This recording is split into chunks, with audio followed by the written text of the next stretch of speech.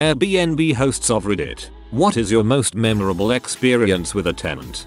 Well, not a host, but rented a room for over a month and there was an air mattress that was for rent in the living room. This is in Beijing, China, by the way. Middle of the night, the man renting the air mattress knocks on my door with a thing of beer. I'm hurting from eating way too much and open the door to my bedroom. There is a complete language barrier and he motions me to follow him. He just points to the TV and says the word funny. He motions me to sit on the couch and we end up watching Top Gear with subtitles. We're both laughing at the same show and can only communicate with thumbs up. It was a good night.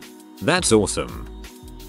I rented out my apartment and the heater broke down in the middle of winter. My guest calls me to tell me and I immediately call someone to go fix it. When the guests leave, I didn't meet them since I was out of town, and I come back home. I see that all the windows and doors now have sealant around them and the frames have been caulked so there are fewer drafts. There were also a few other fixes done to the place. Apparently, my guest spoke the local language better than I do and told the repairman to fix a bunch of other crap in my apartment while he was there. It didn't cost me anything extra and she still left me a 5-star review. Not a very exciting story, but it was neat. When I stayed in a less than stellar hotel in Spain for a week, I went to the next hardware store after the first night to buy sealant silicone stuff to fix stuff in the bathroom and all around the windows. Mosquitoes found their way in. A friend of mine rents out the in-law unit in the house he and his wife share. It's a pretty sweet space. They're on a hill and the in-law unit is the lowest level, so it's kinda a basement even though it's above ground. It has a separate entrance and private bathroom and is super quiet and nice. Doesn't have a kitchen, but they've set it up with a microwave, mini fridge, and coffee maker, complete with a hostess basket of free tea and popcorn and hot chocolate. It's really like a mini hotel in a suburb neighborhood and they've had quite a few guests who have been very nice and respectful. Anyway, recently they hosted a Swiss couple who had been backpacking up and down the Pacific coast and rented my friend's Airbnb for their last couple nights before flying home. They were quiet, didn't bother my friend much, but the last night they were there, my friend and his wife heard this strange beeping coming from downstairs and the sounds of their guests scrambling around. By the time he got himself awake and pants on, though, the beeping had stopped. He shrugged and went back to bed.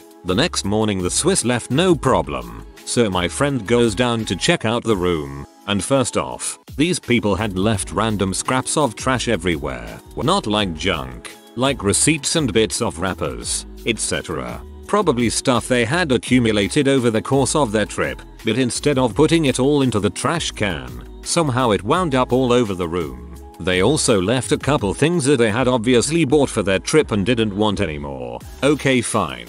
But the most suspicious thing was a cooking pot, recently used and poorly cleaned, and 2, a portable propane tank, also used. My friend stared at this a moment, then, suspicion rising, he looked around. He saw that the smoke detector for the room was fine, but the carbon monoxide detector had had its batteries removed. The carbon monoxide detector, TLDR. Idiot scatterbrained Swiss backpackers tried to cook with propane inside and almost killed themselves.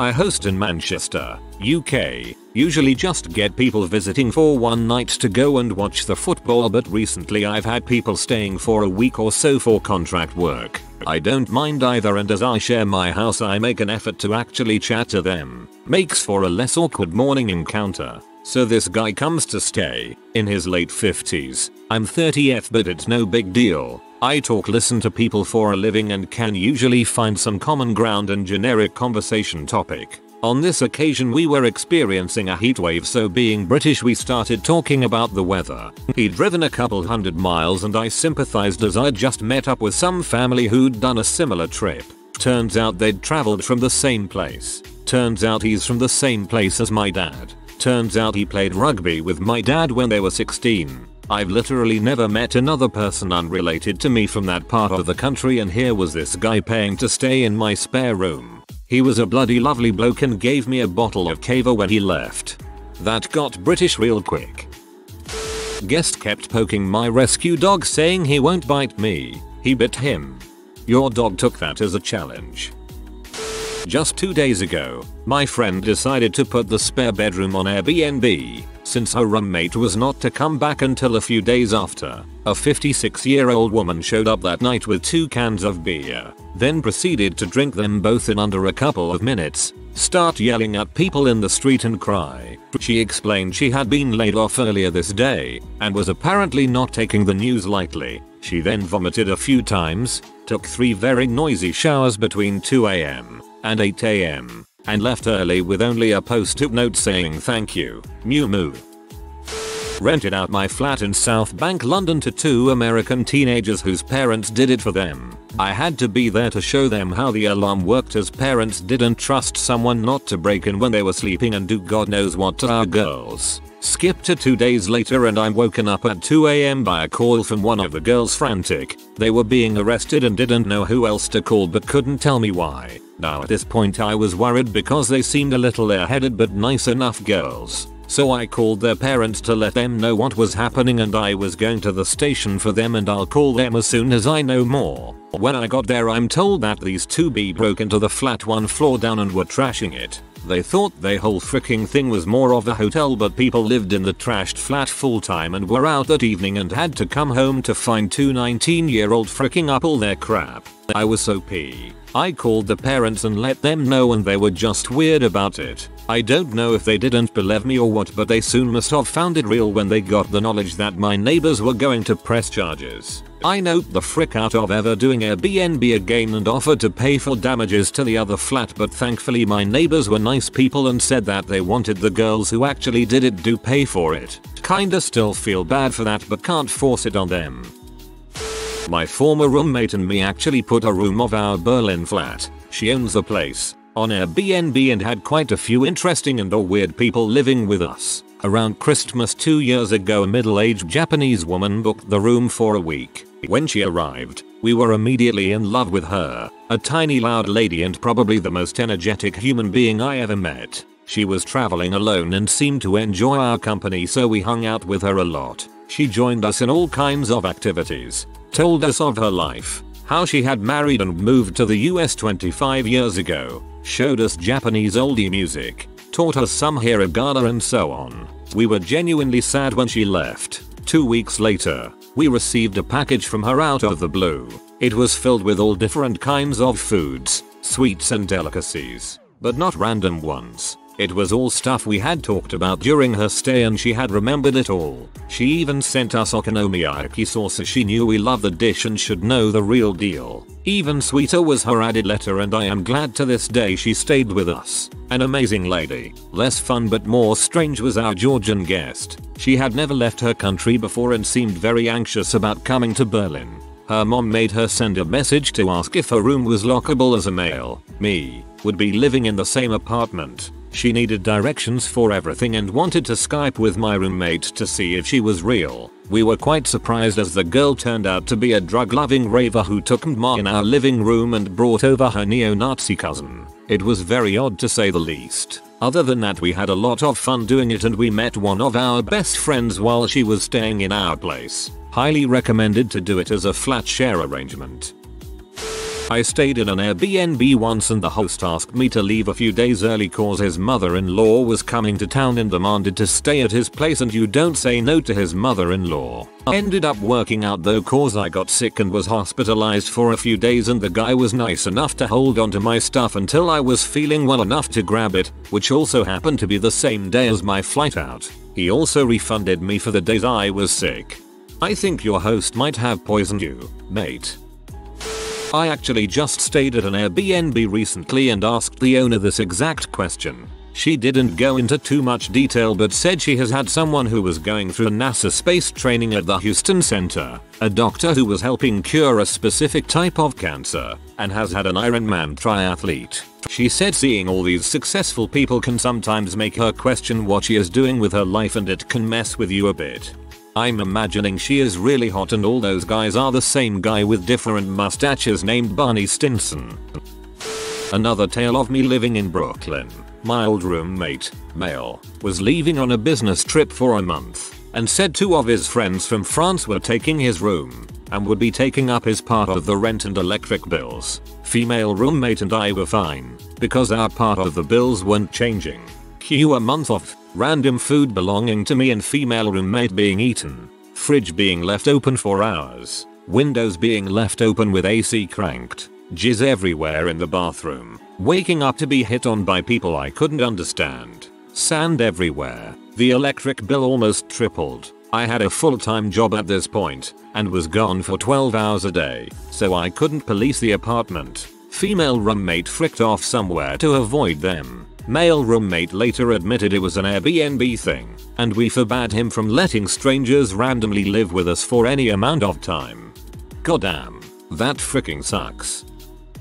Maybe the situation is memorable and the tenant perfectly normal, but I rented out my studio in Montreal over a few months one summer. One fellow visited from Saskatchewan and seemed to really like it there. Great guest, very tidy, no problems. He called me again months later, like sometime in mid-October asking to stay again. I was a full-time student actually living in my apartment during the school year, so initially I declined. Plus was actually fostering a heavily pregnant guinea pig at the time, which didn't really seem like an ideal tenancy situation. Anyways, he said he'd be happy to look after the guinea pig and I wound up sleeping next door with my neighbor for the weekend. Until he phoned me while I was already 6 drinks deep on Saturday night to tell me that the guinea pig had given birth. I drunkenly ambled back to my apartment to take a look, and yup, 6 greasy little pig babies and goo everywhere, and a flustered man looking at me with this helpless "what on earth do I do now" expression. I think that was the point that the inanity of the whole thing hit me and I couldn't stop giggling.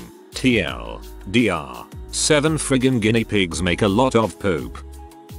I will add to the equally boring stories here. My girlfriend has been an Airbnb host for 2 months now and has had around 10 guests. Most people have been sweet and considerate. A couple have gone and gotten crap-faced and woken us up at 3 AM being loud when they come in, but we don't mind. One guy we felt particularly bad for. He came in Friday night saying he was visiting a friend over the weekend and wouldn't be around much. We thought it strange his friend wouldn't put him up, but she was getting paid, so who cares. He was a rather large guy, soft-spoken and awkward but very nice. First night he came in around 8 and my girlfriend and I had planned, so we went out for the night. Came back around midnight and he was watching HBO and said turns out his friend couldn't hang tonight. Next morning we get up. My girlfriend makes breakfast for all of us and we get acquainted. Turns out he was here to visit a college female friend he hasn't seen since he graduated couple months ago. He never says it, but we pick up very quickly he is very into this girl and she is giving him the runaround. She doesn't respond all afternoon and girlfriend and I are in the midst of renovating her front yard. He, having nothing else to do, helps with the yard work. He hears back from his friend and she says she won't be able to see him that night either. We felt super bad for him cause he was so kind and helpful and just lacked confidence, so we go get some good local food for the 3 of us and watch Deadpool cause he hadn't seen it. We hang out, drink beers and talk and had a good time. He was gone when we got up the next morning, but I hope his trip wasn't a total waste. He left a review saying his experience felt like staying with good friends, which just broke our hearts, but hopefully he moved on from the girl. Best of luck to you, Michael. Best of luck. My girlfriend and I had a similar experience. Replace the guy with a very socially awkward girl, and instead of the date never happening, it just doesn't go well. So she gets blackout drunk and falls asleep on our neighbor's front stoop. Not me, but my brother. He owns a really nice house in a popular area of the city he lives in.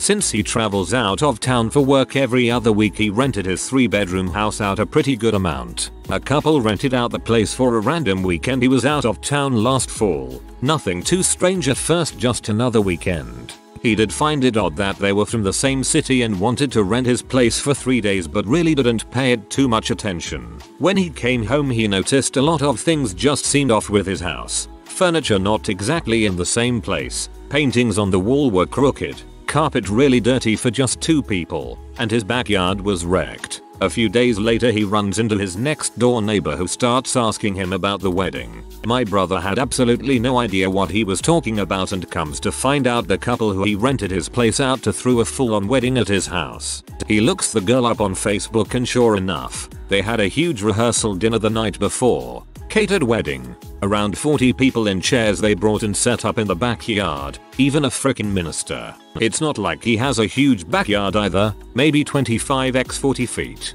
It's a really packed in neighborhood. He came home the next day and his house was cleaned out. Apparently someone made a copy of his key and let themselves in the next day and cleaned him out during the day, taking everything through the back door and out the garage leading to the alley. Doesn't rent his place out anymore.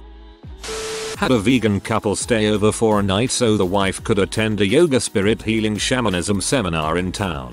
All that fine and they were great guests, but the kicker was when the husband asked if I'd seen the show Portlandia and then described himself and his wife like Portlandia. Except in real life, when he came back from town he offered me a piece of the special organic homemade chocolate they bought from a local shop. Must be two of the most self-aware people I've ever met.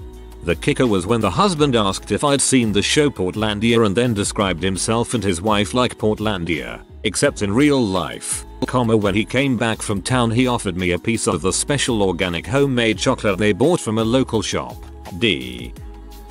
Not a host, but stayed at an Airbnb in Denver last summer. When we arrived at 1 PM the host was there waiting for us. She was a young 20-something who would make you think how a person that young would have a place so nice to Airbnb. She apologized because the bedsheets comforter was still in the dryer and taking forever. She didn't know what was up with the dryer. It has been taking forever to dry stuff for a while now. I go to the dryer and find the lint trap, which was kind of hidden inside the dryer in her defense, to find a layer of lint thicker than a blanket. I like to think her mind was blown that day. And that is how dryer fires happen.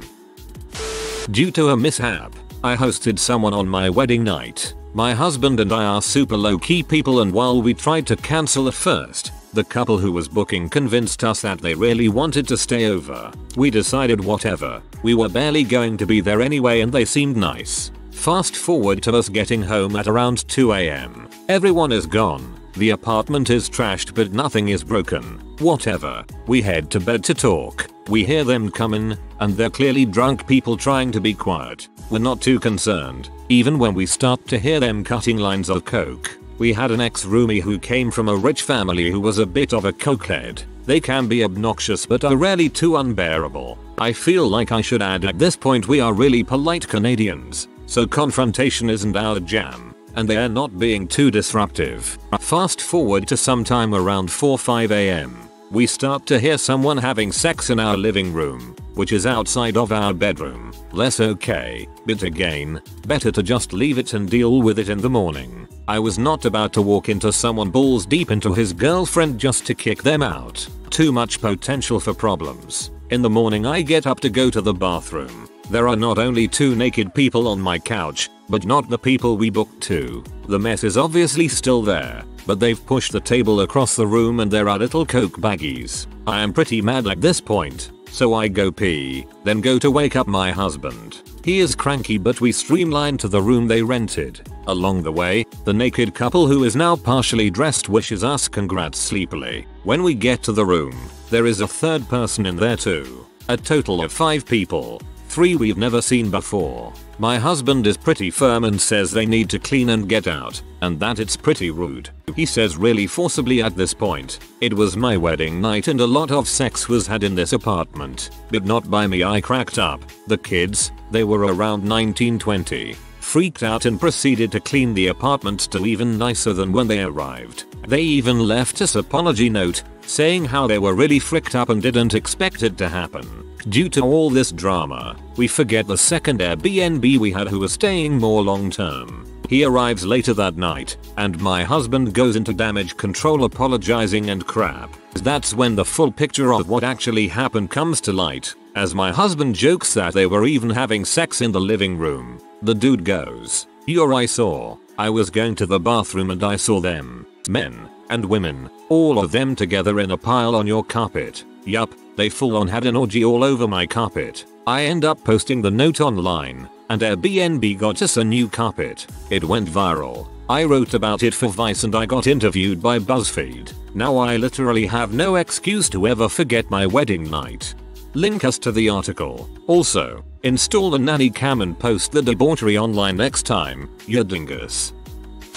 Tangential. But the best Airbnb I ever stayed at was a smallish fifth wheel camper at the back of someone's 20-acre property. Advertised as 420 friendly, we were curious and sold. $39 bucks a night. It was hooked up to plumbing and septic. She built a nice patio with a view of the duck pond and a fire ring close by, wood provided, and a 4-person table set. There was a chicken coop nearby where she asked us to please throw all non-meat food scraps, and a very fat, lazy basset hound on the property that had a bowl ready for meat scraps. I'm an animal nut. I spent some hours petting the dog and throwing blueberries at chickens. She met us there for check-in, handed us keys, asked if we minded the dog, and said if we wanted some dinner any night to shoot her a text. Left us completely alone. We left her a joint and a thank you card with a $20 gift card to the pizza place in town, with the camper spotless and bleached clean. Best experience I could have hoped for. Long ramble, but I hear some horror stories and wanted to share my awesome experience as a renter. I've never done Airbnb, but I host people from couchsurfing quite regularly. When I was living in China, my boyfriend and I hosted these two guys from Barcelona, Adri and Carlos. They were fun, by which I mean they pee in alleys, poured beer on a Japanese tourist who told me I was ugly and hit on everything that moved. They were supposed to travel to other parts of China, was living in Beijing at the time, but ended up coming back 3 times because they missed us. I've also come home from work to find people having sex on my couch 3 times. Twice it was the same lesbian couple from Nanjing. I love hosting people. Honestly, the craziest encounters are often the best. You make great friends. It allows you to see your city through new eyes and they often give you presents, or just leave random crap at your house. With the lesbians, I think when it happens twice, they wanted to be caught. If you are new to the channel, you can subscribe. I publish new videos every day. Until then, check another video.